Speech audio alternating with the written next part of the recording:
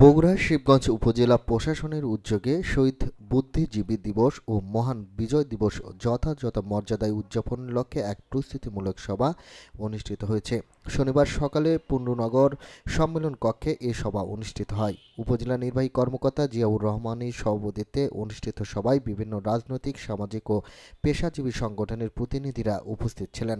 সবাই বক্তব্য রাখেন সাবেক সংসদ সদস্য মাওলানা শাহাদাতুজ্জামান, বৈষম্য বিরোধী ছাত্র আন্দোলনের সমন্বয়ক সাব্বির, বিএনপি নেতা এস এম তাজুল ইসলাম, শিবগঞ্জ থানার ভারপ্রাপ্ত কর্মকর্তা শাইনুজ্জামান এছাড়াও আরও অনেকে বক্তব্য রাখেন।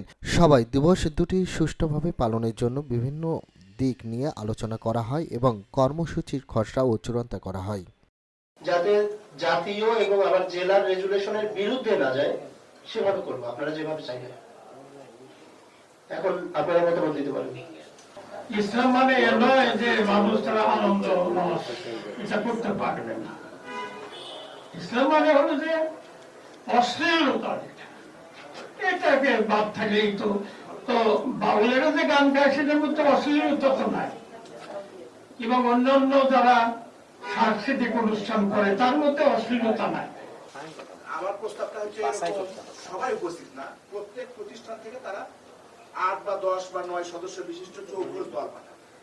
অন্যদিন স্কুলের যে সাধারণ অনুষ্ঠানগুলো হয়, নৃত্য গান যেগুলো হোক, এটা ছোটদের মাধ্যমে, এবং তৃতীয় দিনে যদি আমরা আমাদের লোকজ যে সংস্কৃতি আছে সেটা বাউল গান হতে পারে বা নাটক নাটিকা হতে